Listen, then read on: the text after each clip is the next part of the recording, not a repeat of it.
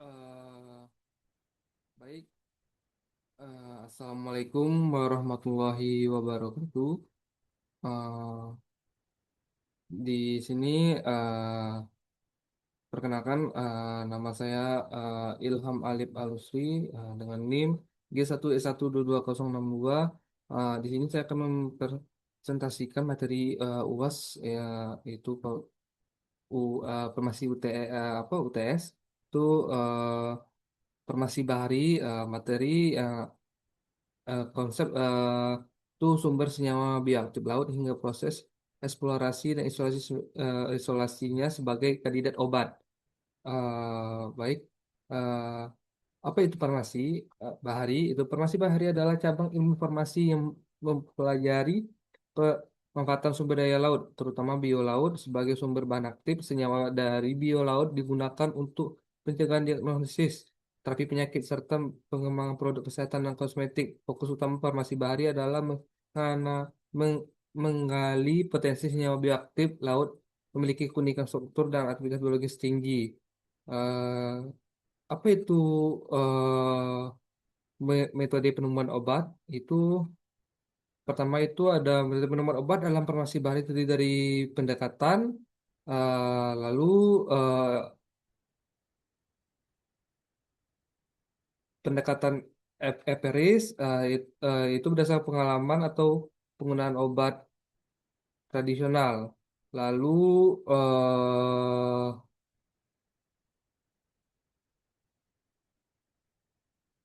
yang kedua itu ada screening senyawa alam.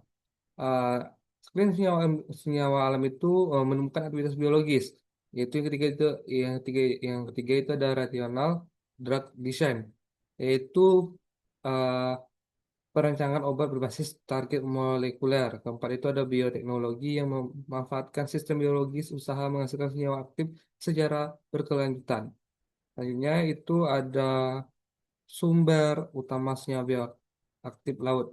Sumber utama senyawa bioaktif laut berasal dari berbagai organisme, alga atau makroalga, menghasilkan terpenoid, fenol, dan polisakarida bioaktif. Mikroalga menghasilkan pigmen, lipid, dan senyawa antioksidan. Lalu menghasilkan toksin dan senyawa anti kanker. Spons laut atau propira merupakan sumber utama alkaloid dan senyawa stick. Lalu untuk karang menghasilkan steroid dan terpenoid. Moluksa menghasilkan peptida dan senyawa neuroaktif. Bakteri laut menghasilkan antibiotik dan enzim bioaktif. Lalu fungsi laut menghasilkan polipeptida dan alkaloid. Lalu next itu pengaplikasian obat dari sumber obat laut. Dari gambar ini itu menunjukkan bahwa sumber daya laut seperti alga, invertebrata laut, mikroorganisme merupakan sumber utama senyawa bioaktif.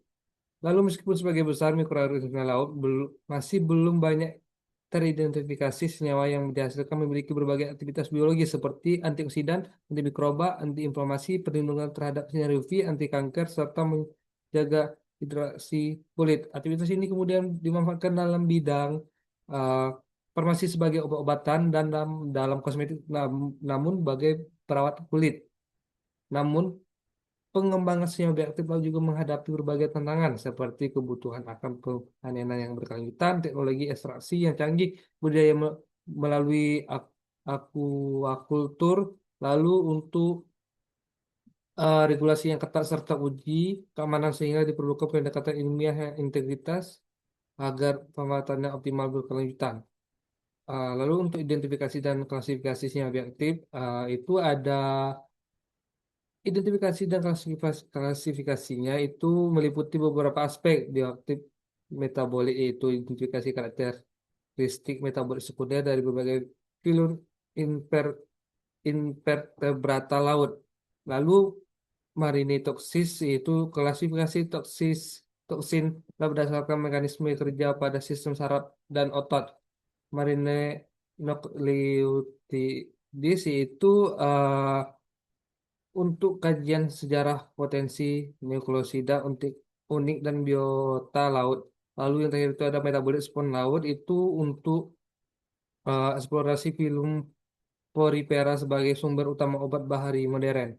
Lalu selanjutnya itu ada tren penemuan bioaktif laut, itu tren penemuan bioaktif laut terus meningkat sering berkembangnya teknologi.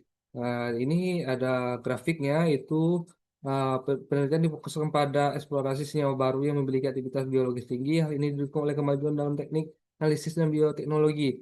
Selanjutnya itu ada biosintesis alga. Biosintesis alga itu adalah proses pembentukan molekul organik kompleks melalui reaksi enzimatik. Lalu untuk alga masukkan senyawa bioaktif, biosintesis metabolit sekunder terdapat dua jalur utama, yaitu uh, jalur jalur mevalonat yang menghasilkan terpenoid dan steroid, serta jalur sigmat yang menghasilkan senyawa fenolik dan aromatik. Metabolit sekunder itu eh, menghasilkan mekanisme pertahanan terhadap predator dan adaptasi lingkungan. Lalu produksi senyawa dipengaruhi oleh cahaya, nutrisi, suhu, dan kondisi lingkungan laut. Senyawa yang dihasilkan berpotensi sebagai anti kanker, antioksidan, dan antibakteri. Lalu untuk eksplorasi dan instalasi bahan alam laut itu ada, Indonesia merupakan pusat biodiversitas laut dunia, khususnya dalam kawasan Coral Triangle. Biota laut seperti spons, alga, dan koral mengandung metabolit sekunder unik itu ditemukan pada organisme darat. Senyawa tersebut memiliki struktur kimia yang kompleks, bioaktif, tinggi, dan berpotensi sebagai lead pengembangan obat baru. Lalu selanjutnya itu ada alur kerja isolasi senyawa bahari. Yang pertama, itu ada alur kerja senyawa bahari terdiri dari berbagai tahap. Pertama, palingnya itu pengambilan sampel biota laut seperti spons atau alga. Kedua, itu ekstraksi penggunaan metode seperti meserasi atau teknik modern seperti AOE. Ketiga, itu ada frekuensi untuk misalkan kompleks senyawa. Keempat, itu ada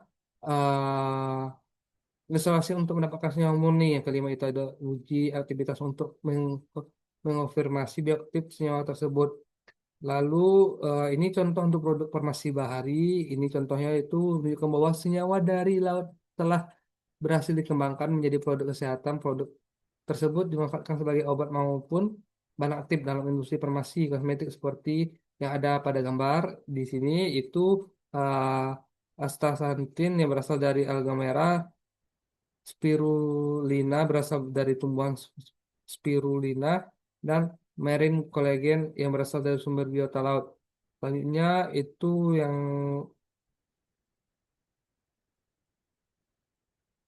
yang terakhir itu uh, kesimpulannya itu farmasi baru merupakan bidang yang memiliki potensi besar dalam pengembangan obat.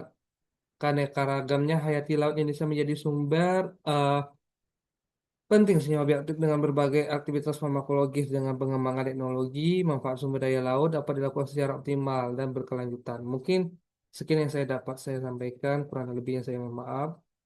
Saya akhiri. Assalamualaikum warahmatullahi wabarakatuh.